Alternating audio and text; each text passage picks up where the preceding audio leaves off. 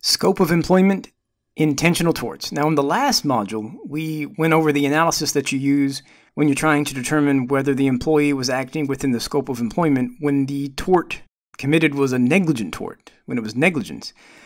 Generally, it is much harder to hold employers vicariously liable for the intentional torts of employees. The scope of employment analysis is much different because, generally speaking, it's in the minds of the courts, it's going to be much, much less likely that any intentional tort is done within the scope of employment than mere negligence. So, because the scope of employment analysis is so different, it's going to be much harder, again, to hold the employer liable for the intentional torts of the employees. An intentional tort can be done within the scope of employment if the act is one which is fairly and naturally incident to the business, the act is done while the servant is doing the master's business, or the act arises from some impulse or some emotion that naturally emanated from or was naturally incident to the attempt to perform the master's business.